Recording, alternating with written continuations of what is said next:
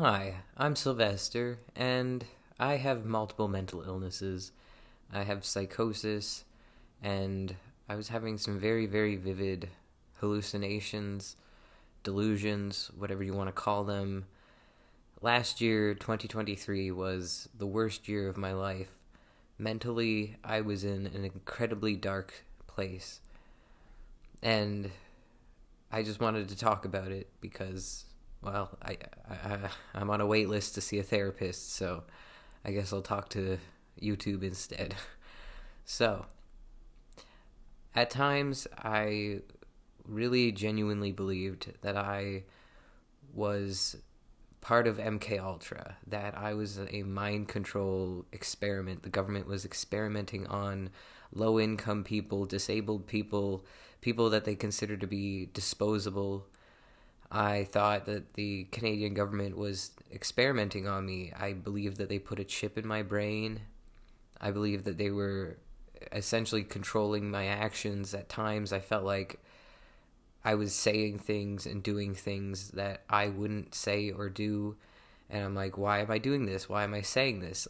But it felt like it wasn't me, like I wasn't really fully in control, which is a terrifying thing because, like, it, like I can't blame anyone but myself for a lot of the things that I've done and the things that I've said because I'm the one who did and said those things. But I felt like I wasn't in control. I felt like it wasn't me, like I was being forced to do those things. And while I still was technically in control of my body and my thoughts, I was still present. I felt like there were things that I was compelled to do because if I didn't do these things, the voices and the delusions in my head would punish me. Like they were very vivid, these hallucinations. I felt things like if a person in my brain was imagining beating me up, I could feel it almost as though it was actually happening to me. It was like a phantom pain, a phantom limb. And so I believed that people were genuinely thinking at me, that I could hear people's thoughts and I could hear all the bad things that people were thinking about me all the time. And when somebody would imagine punching me in their head, I could feel it and I could hear it. And I believed that I could do the same to others, people as well, that I could think at people loudly and they would hear me, or I could imagine beating somebody up and they would feel it. I really genuinely thought that I was a mind reader. And at times I thought that I was the Panchen Lama, which, if you don't know, is a religious figure in Tibetan Buddhism. The Panchen Lama was stolen when he was 6 years old by the Chinese government. The Chinese Communist Party stole this little kid from Tibet. And a lot of people assume that China probably killed him, but China claims that they gave him a new home and a good education and a good family. And so I was convinced that I was the stolen Panchen Lama, that I was stolen when I was 6 years old, and I was given a bunch of plastic surgery and my skin was bleached, and then I was just tossed here in Canada and told to pretend to be somebody else. And I had these like false memories that weren't my memories, but like I was seeing these things so vividly. Like I thought that I'd been, like, I had these weird quote unquote memories of being in a concentration camp and horrible things happening to me, just like very, very disturbing visions that were incredibly vivid, and I couldn't turn them off. And so I convinced myself at times that I was the stolen Panchen Lama, that I was Gedin Chalki Nima. And I'm not, obviously, but like I wasn't trying to be disrespectful to Buddhists or the Tibetan people. I genuinely thought that I was Gedin Chalki Nima. But obviously, that's even at the time I was like, this is silly. This can't be right. This can't be right. Like even when it was at its worst, I was still connected to reality enough to realize how crazy I sounded. But I didn't care how crazy I sounded because I thought I was right. I was so convinced that this was happening. I was so convinced.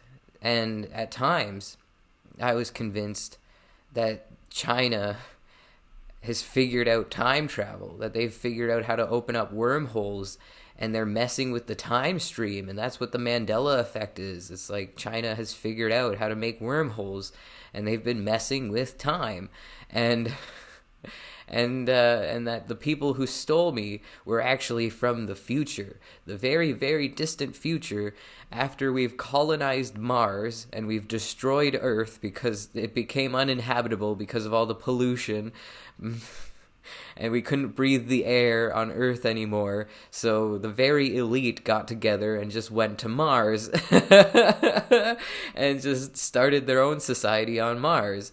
And so I thought that I got stolen by some time travelers from future Mars.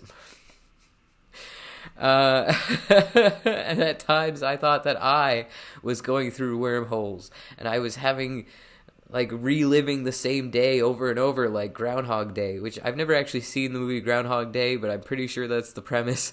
Don't come at me. But I was just, like, stuck in a time loop where I was just reliving the same experiences over and over and over again. And it was just it was very trippy, and it was, like, I wish other people could have experienced it with me, because it was just so insane, man. Just so absolutely insane. I'm realizing that this shirt it looks weird how it's cut off. You just see just like a bunch of hair. It's Whitney Houston. But, like, yeah, you just see a bunch of hair, and this probably looks gross and weird. Like, it just looks like a big hairball on my shirt. Anyway, I'm not trying to say Whitney Houston's hair was gross. Sorry, that's not what I meant. But it's just, when you just see this part of the shirt, it looks kind of like something you pulled out of your drain. So sorry if that bothers anyone. But yeah, I had some pretty insane delusions, and I was so paranoid. I thought people were breaking into my apartment and drugging me. I thought people were controlling me again, like mind controlling me, and I became a communist. And I really was, like, very pro-Russia and pro-China for a while there, because the voices in my head convinced me that they were the good guys, and that I've just been listening to anti-communist propaganda my entire life, war propaganda, and that Kim Jong-un's actually a really good guy. It's just we've been fed so much propaganda our entire lives that we just believe blindly what our government tells us, which is that Kim Jong-un is evil, and Russia's evil, and China's evil, when in reality, we're actually the bad guys, and we're actually doing all sorts of terrible stuff. We're the ones with concentration camps, and we're the ones who are experimenting on our citizens, and we're the ones who are, like, editing the internet and editing information so that, like, again, none of that's true, but for a while there, I was genuinely convinced that we were the bad guys, and everything that we say that the communists do was actually stuff that we were doing, and we were just placing the blame on other people because, again, war propaganda. But I understand that Putin is not a good man. Kim Jong-un is not a good man. I don't think the communists are right. I am not a communist. Yeah. Anyway, I guess that's all I have to say. Thank you for watching. I guess, I don't know, is that all I have to say? Well, I don't know. I'm kind of lonely because the voices have sort of left my head, and now I'm just kind of empty and alone. And, you know, this mania was so horrible and terrifying, but I became used to it, and now my brain is quiet a lot of the time because of the medication I'm on, and I'm no longer being mind tortured, which is good, but I'm also very, very alone. And I kind of felt some kind of comfort feeling like I was being controlled by some group of people, because then it's like, okay, someone else has this figured out. Like, somebody else can just tell me what to do, and I'll just obey, and then it's completely, all the pressure is taken off of me because somebody else is making all of the major decisions in my life, and I just have to sit back and do what I'm told. And that was kind of nice, honestly. And now I don't have anyone in my brain telling me what to do, and I'm like, I don't know what the right thing to do is. I don't like, I understand the difference between right and wrong, but I mean, like, they're just daily decisions that I have to make where it's like, okay, should I do this or should I do this? I don't know. Hey, voices in my head, can you tell me which one's the right answer? And then there's nothing. So it's like, I don't know what the right answer is, because there's nobody telling me what the right answer is anymore. I just have to figure out where to go from here, and it's very scary and lonely and sad. Not to mention, I thought I was telepathic, and I was having conversations with and hanging out with celebrities in my brain, which was kind of fun and at times pretty cool. Like, I got to meet some of my favorite YouTubers and some of my favorite celebrities and hang out with them and become telepathic BFFs with them, because I thought that I was genuinely telepathic and that these celebrities were talking to me mentally and were in my head. And yeah, that's, again, really scary to hear.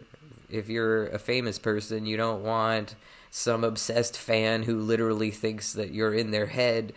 But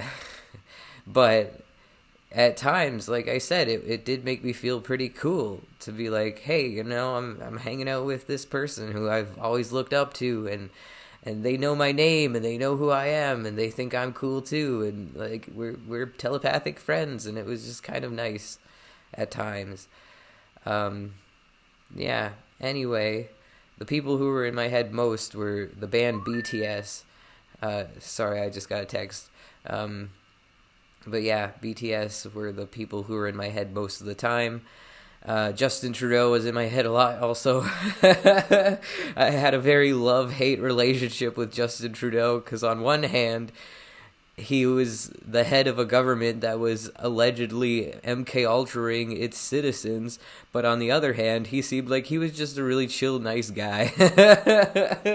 So, like, I liked hanging out with him, but also at the same time, I'm like, why are you doing this to me? Again, I understand that this was all just delusions, and I've never actually telepathically spoken to Justin Trudeau. None of this is real, I am aware of that, but again, it made me feel special to think that the Prime Minister of Canada knew who I was and was telepathically talking to me. That kind of felt nice. Anyway, that's all. Have a great day. Stay frosty. Bye.